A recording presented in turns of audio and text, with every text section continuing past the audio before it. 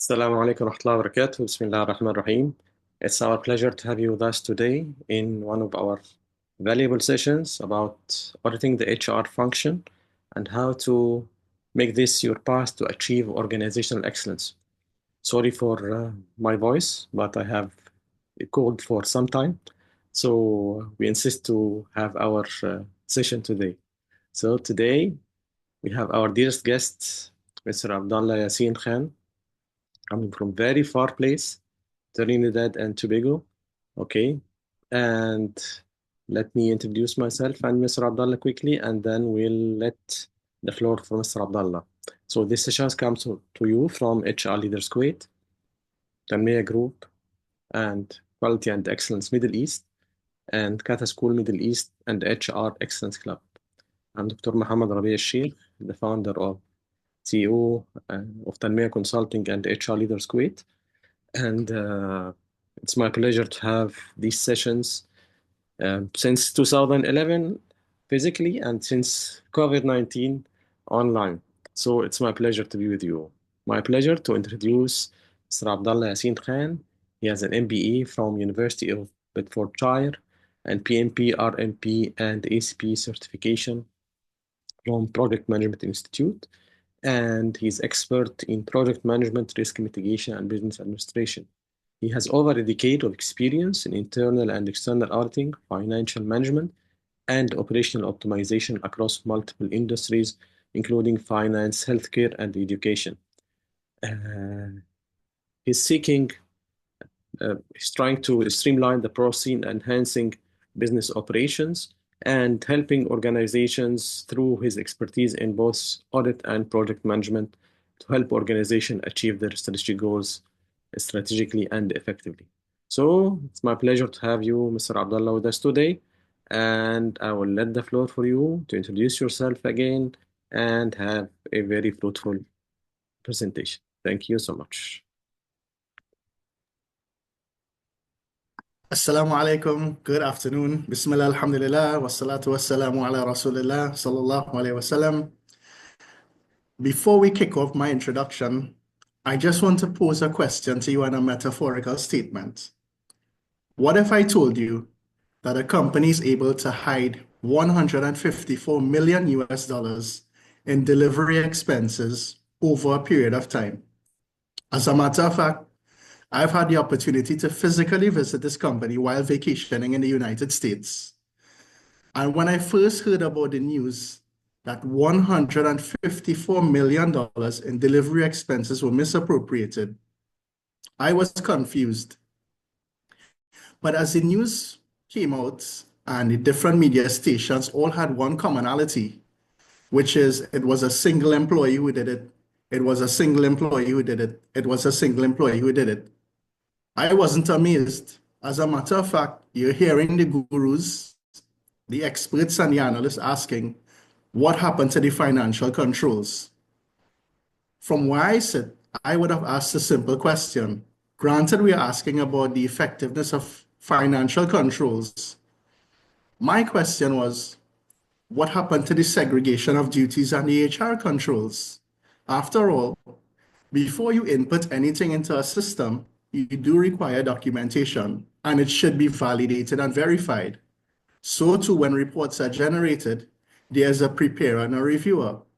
And so like everything and every proper instituted control, you do require more than one person involved in a process. And when I was informed that it was a single employee, I was like, I'm not surprised. My name is Abdullah, and I'm from Trinidad and Tobago.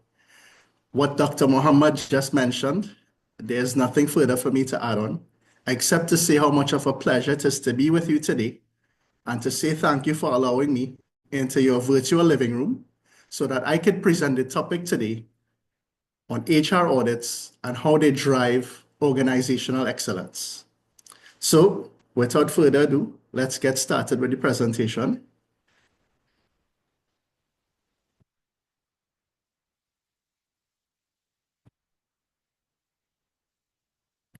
Okay, so is everyone seeing the screen up at the moment? Yes. Yes, okay. All right, so let's get started. And the topic today, HR audits, your path to achieving organizational excellence. So before we even go on, I just want to let you all know the definition of audit according to the IIA. It's not part of the slide. It basically revolves around a definition of being independent, objective assurance, and providing a consultative service to add value. And how is that? By analyzing the controls of the organization, looking at the way the organization is governed, and looking at the risks involved. So there are many types of auditors. There are internal auditors, external auditors, systems auditors, forensic auditors, and there are many academic institutes with their own definition of auditing. But irrespective of that, there is a commonality among the different academics as well as the different fields. That is being independent, that is being objective, and that is also adding value. Now, how do we add that to a context of HR audit? Well, what is an HR audit? Simply put, it is a comprehensive review of the organization's human resource policies, procedures, and processes, And the goal of an HR audit is to identify areas that may need improvement and to assess the overall effectiveness of the HR department. So the review entails, or I should say, the audit would entail a review of HR processes.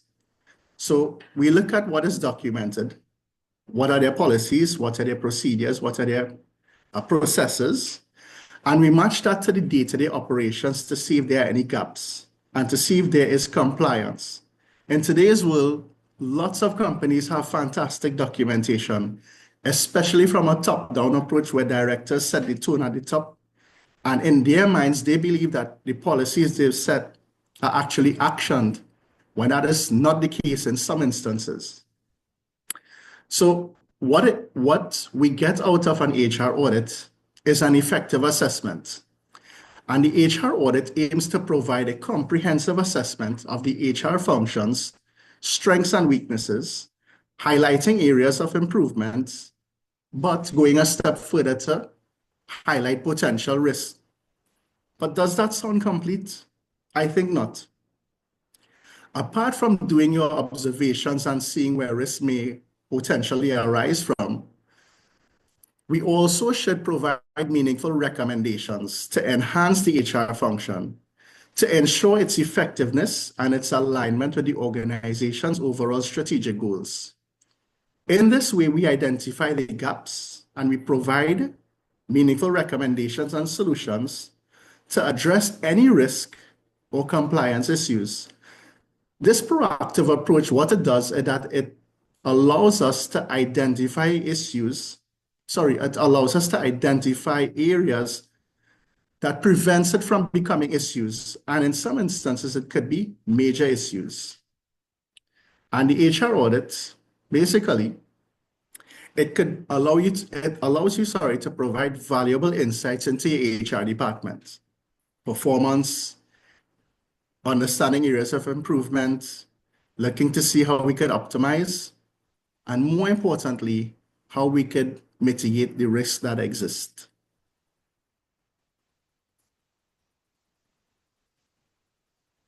So why an HR audit? Well, the first layer we look at, improved processes and policies. This analysis would allow areas for improvement or allow you to identify areas of improvement, streamline workflows, and optimize existing policies to maximize efficiency and effectiveness. Along the lines of compliance, when you look at your organizational policies, especially in the audit world, when we look at the word compliance, it means, are we following our legislative bodies, our regulatory bodies, our federal laws, or our labor laws? So we have to ensure, and as a first sign, pay attention to any sort of legislative updates and look to see when was the last time your HR policy was updated or approved. That way, it gives you an immediate high-level insight of whether we are fully compliant or not. It also allows us to prevent an adverse impact. And what do we mean by this? I'm saying to the audience that recruitment is an area of HR. And what it would allow us to do, using recruitment as an example, is it would allow us to scrutinize areas of recruitment and succession planning, as we have here, to ensure fairness and inclusivity in our HR decisions that would now foster a positive and equitable work environment. And then the last part, compensation, which is, I think, what we all love and we all strive for. This process would ensure equitable and fair compensation practices, motivating employees and promoting employee satisfaction.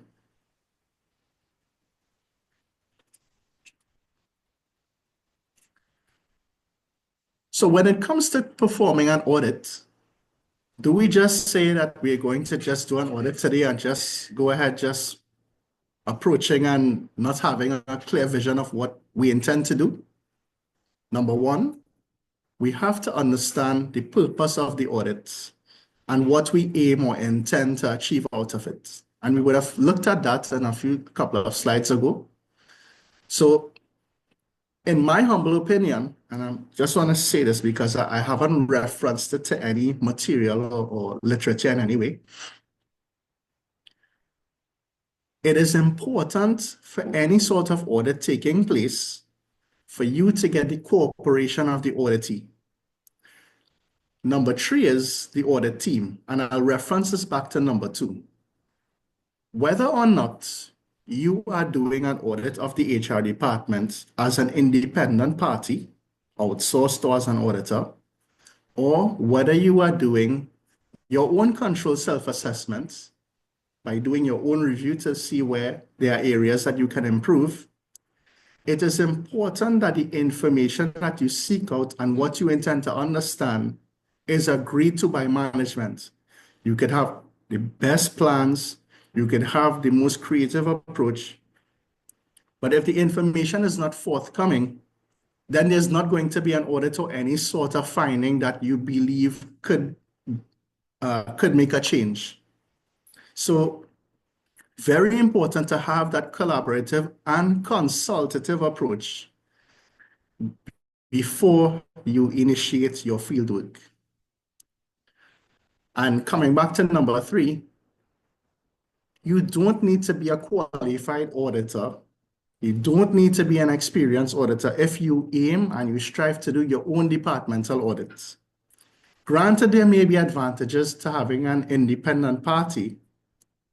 You can also strive to do your own optimal building of your department. And you gather your information, whether it's your policies, your records, your processes, and you match that to the scope of what you initially intended to set out. Conduct your testing, whether you are matching policies to legislative agreements, whether you are looking at the internal, whether you are looking at your HR policies and procedures to day-to-day operations, whether you are taking employees, new employees, or employees who left to see that they have a complete file. This is important. And then last but not least, review your findings to see how effective the audit was and whether we could make a meaningful impact to our HR departments. So these are some of the areas we'll be speaking of today. And HR is not just a department that hires people, puts them at a workstation, and keeps a file for them. While preparing this presentation, I found it so fascinating. The world of HR has so many components. Unfortunately, I would not be able to touch on all, but we'll look at some, starting with recruitment, then employee training, benefits and compensation, and talent management. So This is a framework that is used internationally in the world of audits. It's called the COSO framework, which is the acronym for the Committee of Sponsoring Organizations. And there's an extension of the Treadway Commissions, and it comprises of 5 international bodies, one of whom is the Institute of Internal Auditors. This cube here is a top-down cube with monitoring at the helm and control environment where we start. Very briefly, because today's presentation is not so much to speak to how the framework or how the evolution of the framework came to be, but to see how we could look and apply some of the principles within the cube to our HR operations. So for example, the first layer, or the first of 5 principles, starting with the control environment, speaks to the culture of the overall controls and the mindsets of the resources towards controls. The second layer, risk assessment, being able to identify critical risk exposures within the organization. We have control activities. This is very critical. These are your processes, your procedures, and your policies, and your actions that you take to mitigate the risks. Information and communication, the 4th principle, appropriate and consistent reporting. Do we communicate the findings to the relevant people to impact and institute those changes, or do we just do an audit and just leave it in a file and move on to another audit? And then last but not least, we have monitoring or monitoring activities, where we monitor, measure, and assess controls to ensure effectiveness in a continuous manner.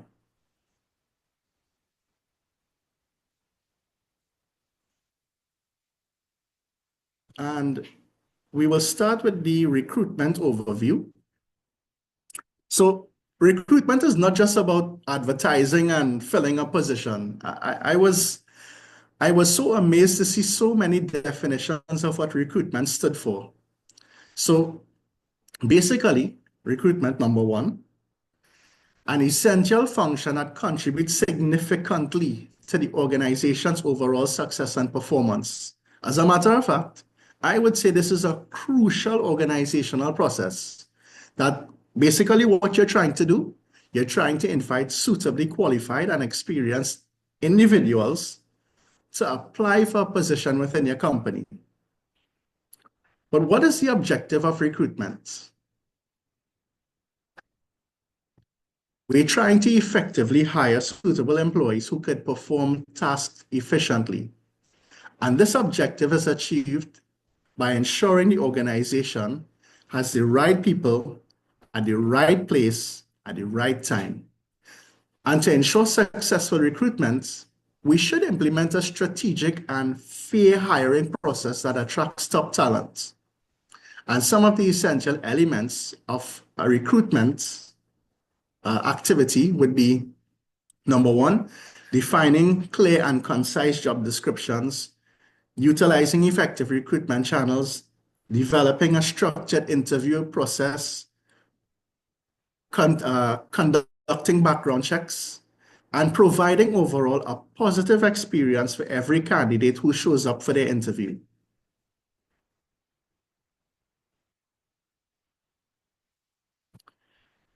But there are risks associated with recruitment. Maybe from the onset, you would have thought that interviewing this person would have been ideal. They sound great, their qualifications fit, the references came in positively. But when it came to the actual time to onboard and give them their first task, it was even a greater challenge to have them than to not have them. So that is a major risk, and we have to make sure that we maintain proper processes before we onboard any staff member. But what could lead to us as a company hiring the wrong fit? Well, maybe we didn't take the time out to do proper planning. Maybe our boss saw the urgency to fill a need at this particular time, and we didn't have enough time to retrospect. Or maybe there's an operation that was suffering because of the time lapse from the previous employee. Whether or not you are an auditor or an HR staff member, you should ensure that your questionnaires are updated and that they are geared towards the job description that gives you meaningful answers. Outdated job descriptions and a poor interview process and a poor scoring card will all give rise to major risks that the company can face. So to mitigate these risks, as we see on the next slide,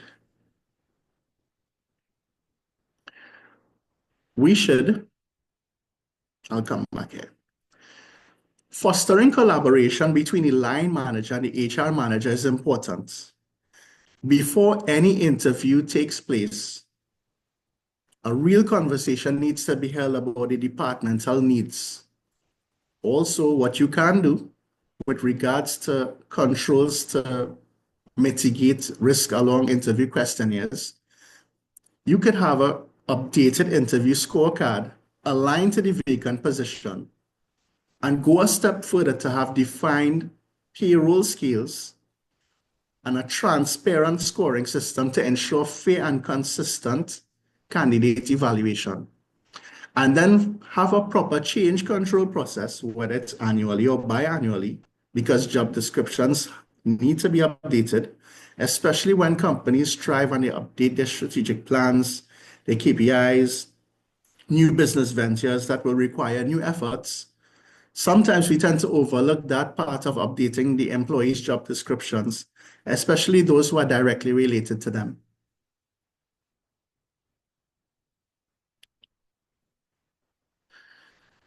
So, what is the importance of recruitment controls? Well, when we say stronger workforce, what does that mean? It means we get a better quality of hired employees.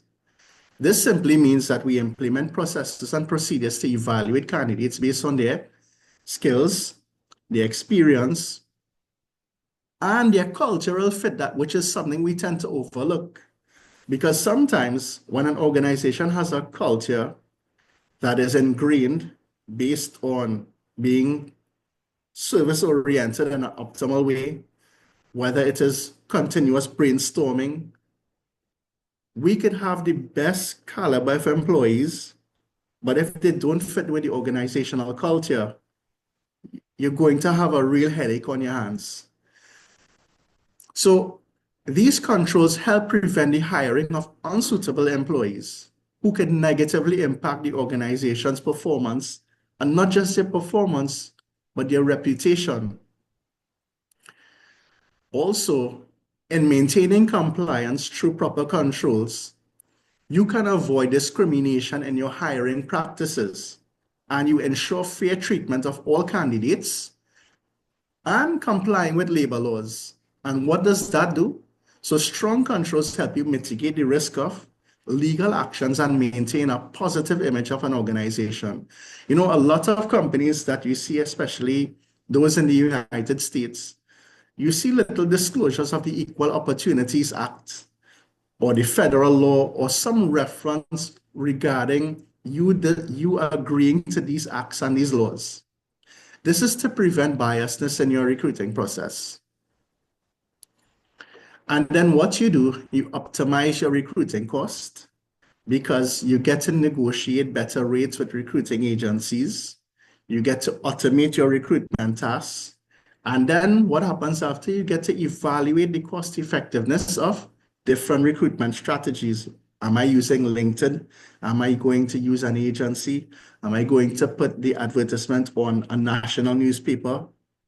So you get to optimize in that aspect. And then the last but not least, you get data-driven decisions as your end result.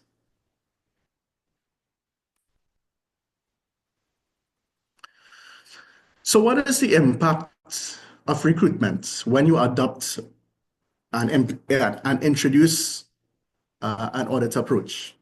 As we mentioned, you reduce hiring bias and you enhance your organizational culture. How about this? This is probably a strategy more than an internal control. What about if you placed an ad on LinkedIn and you decided to measure how successful that ad was?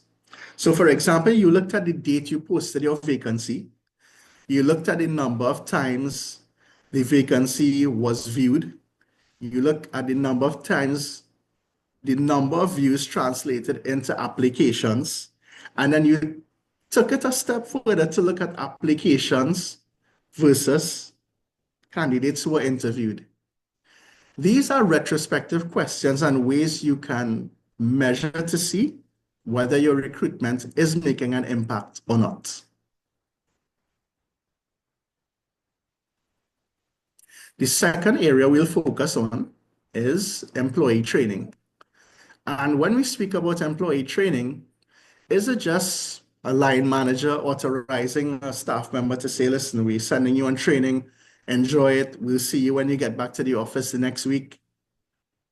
Employee training, I believe, is a very vital component of any successful organization. Why? Well, it aims at enhancing employee skills, knowledge, and performance. And effective training programs contribute significantly to organizational success by fostering skilled and engaged employees. And it goes a step further to align individual abilities with the organizational strategic goals. And then the result is what? Improved overall productivity. But what is the objective really of employee training? Well, the aim is to drive positive and sustainable improvements in organizational performance. And how do we confirm that? Well, through measurable outcomes such as determining whether productivity has increased, whether the quality of reporting and deliverables is more efficient and of a higher quality, whether customers are even satisfied, and whether your errors, let's say, for example, in data entry, has been reduced. So some of the essential elements, it is important before we initiate that we really understand what is needed. And a needs assessment is a perfect way to identify any training gaps and areas of improvement.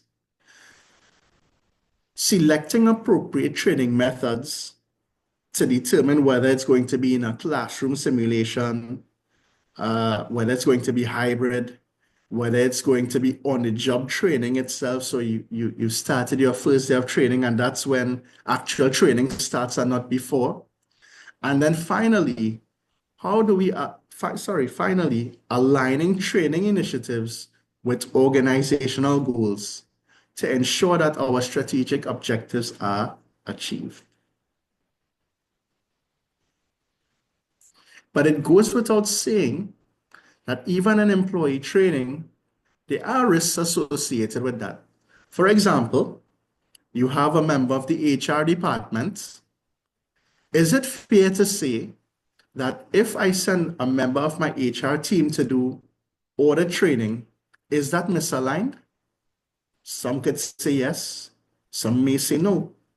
But if the objective is to improve your HR department by being able to continuously assess, improve, recommend action, then there's no harm in it. But what about if that same HR employee, you send that HR employee for medical training and there's no correlation between any of these two units? It's important for us to take a step back, because the main objective of employee training is to move you from a current state of being good to a future state of being great.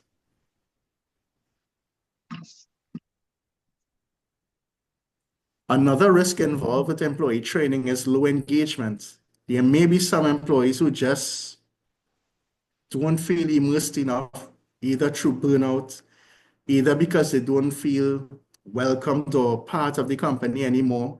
And so anything that is done to uplift the employee, they're just not interested. And then we have unmeasurable outcomes. So coming back to my first example, we've decided to send an employee for training. And guess what? Did we ask the question, now that you're back, we really would like a higher quality from you, not just from you, but your peers and your associates. That training material, maybe you can share it with us formally or informally. That's fine. And we get no answers, and it just goes on and goes on and goes on. Well, let's look at some ways we could probably mitigate those risks. Number one, if we enhance performance by clearly defining the expectations and outlining acceptable practices, training would help employees make informed decisions and act within the framework of established controls, leading to improved organizational efficiency and reducing errors. If we take the right approach, we can also promote employee retention. How? By providing opportunities for learning and advancement. So for example, I sent my employee for training a year ago. He's been doing the same thing for the past year. And I have no intentions in any of my future strategic plans to have him do anything new or bring to me a creative idea. If we look at it from an opposite perspective, by creating a learning environment that allows employees to advance, even if you don't give them a salary increase, employees would still feel welcomed and want to contribute and give of their best. And what happens? You create a positive work environment that fosters employee engagement.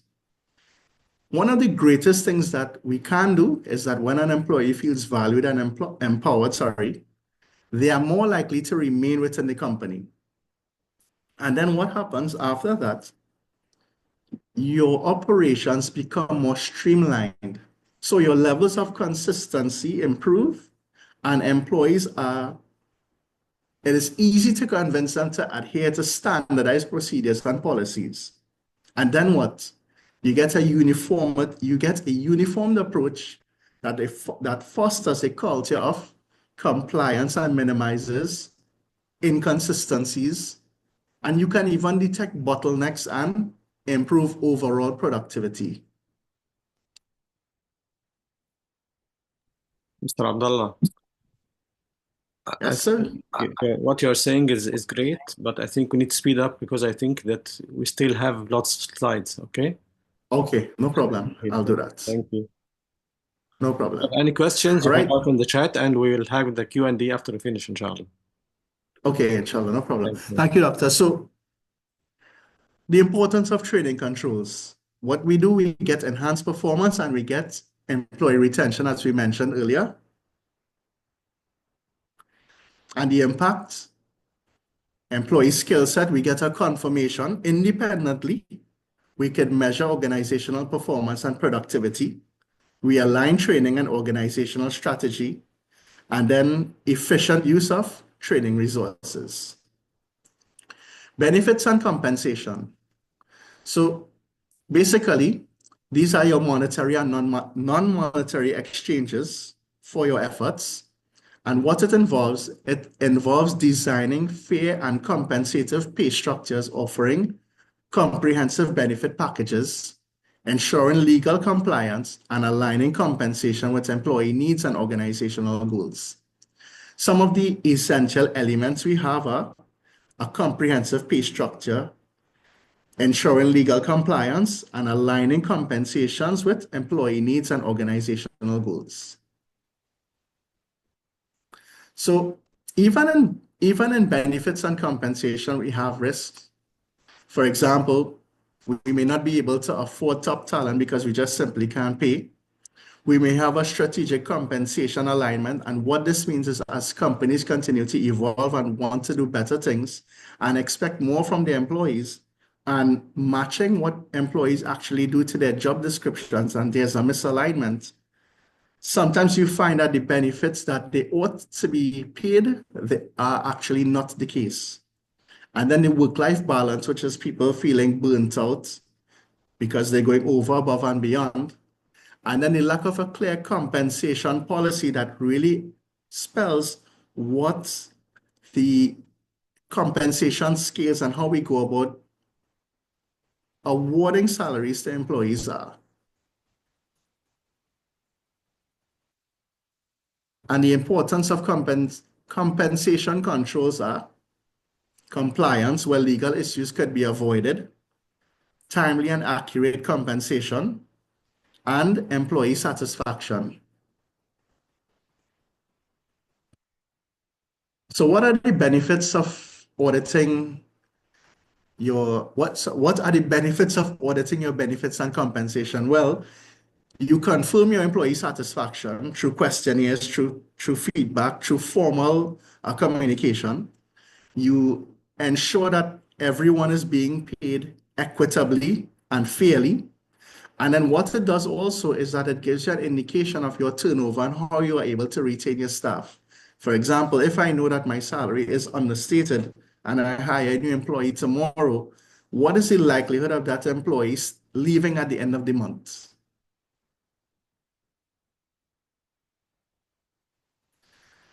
And then our last topic, which is talent management, which is a strategic approach to attracting, developing, and retaining the most talented individuals within an organization, involving comprehensive practices designed to align organizations' human capital with its strategic goals. And what is the primary objective? Well, basically, we want to ensure that we retain the right people for the right roles to drive and to get at organizational success. So this would involve what? Developing and retaining high-performing employees, while you also foster a culture of learning and growth. And some of the key elements: attracting and recruiting top talent, onboarding and integrating new employees, developing existing skills, having a great performance management system with proper feedback, great career planning and succession planning, and employee engagement. So what happens when we look at talent management? There are risks involved. So for example, an organization can have talent shortage, and we've seen that from the Great Resignation. We've seen that lead to massive and substantial employee turnover. And then the control measures of being able to understand and assess why is our talent not being retained? We have to really dig deep and really get those questions answered. The controls you can institute are gap analysis or skills gap analysis. You can look to see where there's leadership shortages, and you can ensure organizational stability and workforce readiness. And how do you do that? By aligning the organization with the individual and their strategic goals. And what do you get? You get a high-level outcome where you have the right mindset, cultivating people to go the extra mile for a vision, especially when they believe in something and they are grateful in return for you supporting them while they were trying to become better. And you get resilience, you get a sustainable organization, and you get to navigate challenges and accelerate growth. And the importance of talent management. So you identify a skills gap. We could see where critical skills are lacking in an organization. We get to enhance employee retention, where we create more engaged and fulfilling employees by addressing development needs. We improve succession planning, where we facilitate identifications of high potential individuals and high performing employees, and allowing them to now train and develop the employees below them. And then in turn, we get increased productivity and performance, or a high level outcome. And the impact is we get to build organizational agility. And this is a term that is definitely developing and becoming very popular, the word agile. And then in turn, we get to identify the skills gaps. So what are some of the financial benefits that we get from doing HR audits from an efficiency and performance perspective? Well, number one, we improve our workforce efficiency. We reduce costs because sometimes there's an initial cost that it takes to onboard someone. And what happens is that when the person doesn't work out and we have to start all over again, the cost could actually double or even triple.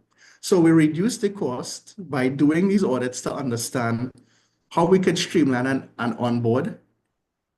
We optimize staff levels where we get a better quality of staff. And then, most importantly, in my humble opinion, being able to make data-driven decisions because you have information at hand. What drives employees? Why are our employees leaving? Why are some staying? What is causing employees to want to give up their best? These kind of questions, you actually can quantify them. There are lots of HR software out there, but from an audit perspective, you just don't want to buy a software or acquire one and it doesn't fit to your need. So I've put 4 key points for you to look at. Number one is efficiency, where you can streamline your processes and save time. Number two, again, data-driven insights about your employee. Number three, compliance, especially with labor laws. And the worst thing you want is to have a software calculating whether it's your taxes or whether it is a rate that is not in line with what legislation is, like, for example, a minimum wage rate. And all this time you thought that you were doing payroll correctly, and it was totally whack and not in sync with what your labor laws have stated. And then fourth, make sure that your HR software is engaging and purposeful and that it is easy to use. From the compliance and cost saving, again, if you're fully compliant, you get to avoid fines and penalties. Your payroll is more accurate. You have less employees querying why my net salary compared to my gross salary. The answers to the questions are in your payslip. Risk management, where you get to understand and identify any sort of wage issues or employee misclassification. And then benefit optimization to pinpoint areas to reduce unnecessary costs and overpayments. This was the best part of my presentation when I did this, and I'll take this sequentially.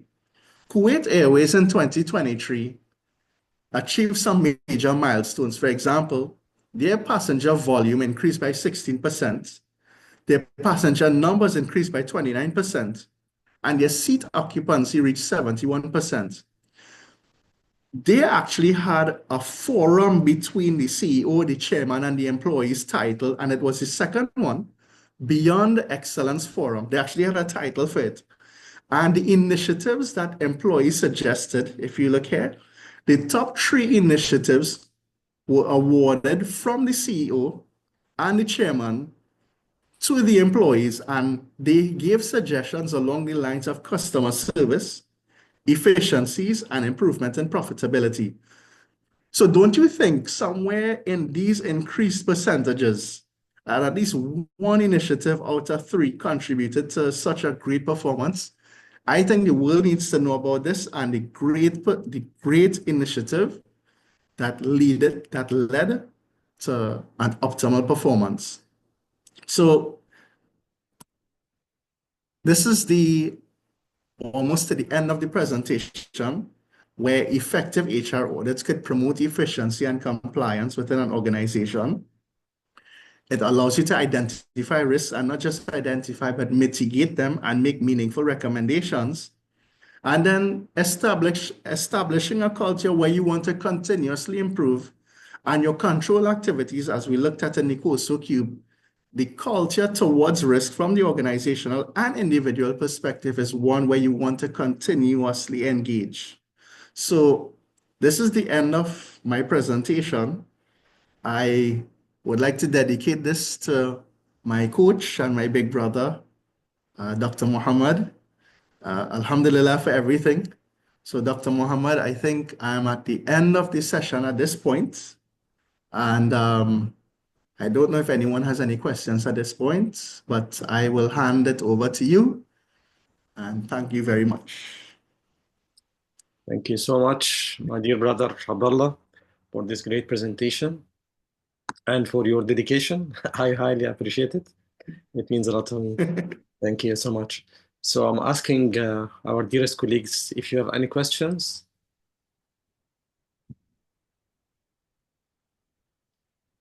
You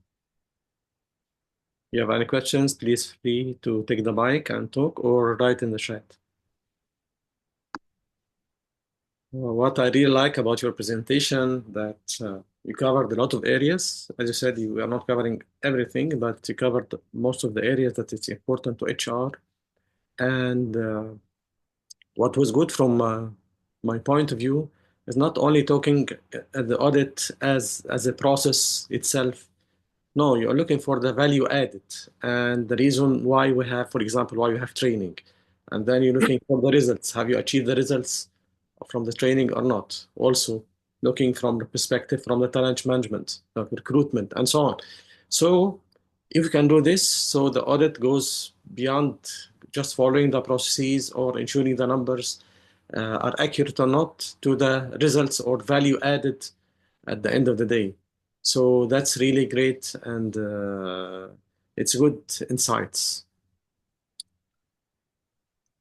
So our dearest colleagues, do you have any question? One of our colleagues was asking about the presentation. Normally, when we finish, we send a copy PDF from the presentation and we upload this to our website as well, inshallah. Inshallah. Well, actually, this topic is really one of the richest topics. And again, as we said, it's not only about the auditor do the audit for HR, but only you can do this as self-assessment or you can get consultant working with you to help you on this. But again, in all cases, our aim is to find opportunities for improvement.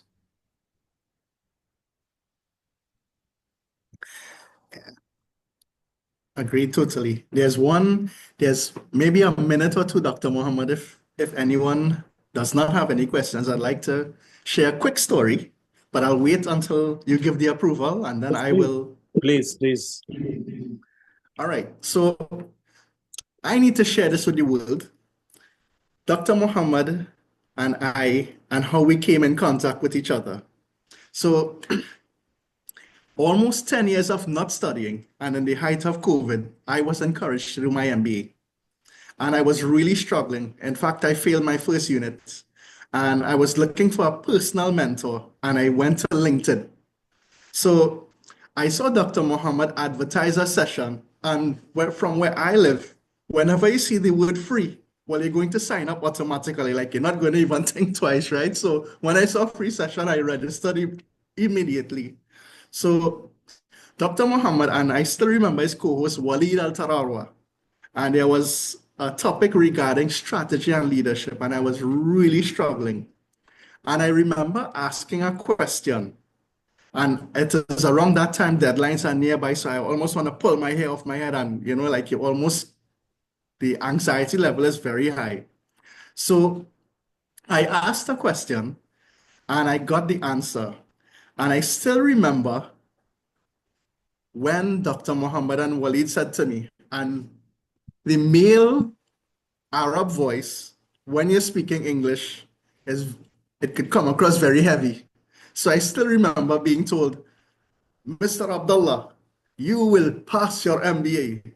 Yes, inshallah, you'll pass your MBA. So I was like, well, I'm not going to get emotional on camera. So I took off my camera one time because tears started to come in my eyes. I was like, okay.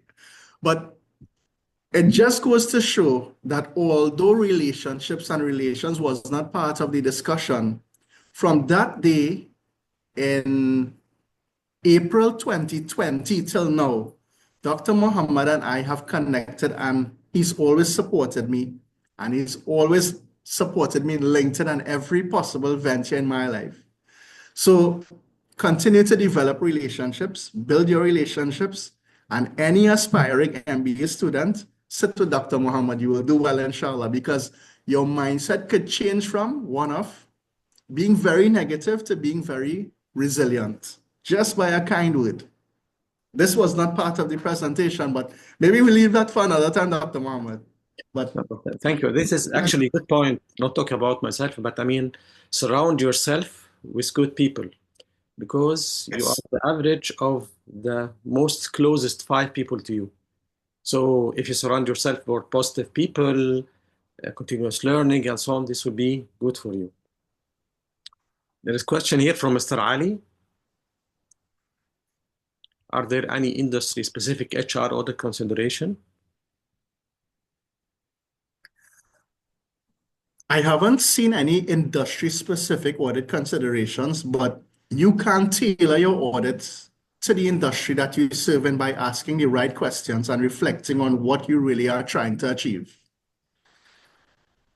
In other words, when you define what your objective is, ask yourself a simple question. What could potentially go wrong, and what do I need to do to fix it? And you can develop your own questionnaire. And I learned that from Dr. Muhammad as well while preparing this presentation. So I hope that answers the question, Dr. Muhammad. Yes. Let me also add to something also. There are some industries where there is it's people intensive industries, like for example, working in consulting, in hospitality, and things where you depend mainly on the expertise of the people themselves. So if this is the case, this means that you mean to put more emphasis on the people, how they are being selected, trained, developed, and retained, and so on. Okay. So because people here are your most important asset. Maybe you don't have assets if you're consulting industry or training, for example. So you have to focus more on the people and their pains. So at the end of the day, thank you so much, Sir Abdullah, for this great presentation. We really appreciate being with us from this far and actually getting to know that you are from Trinidad and Tobago.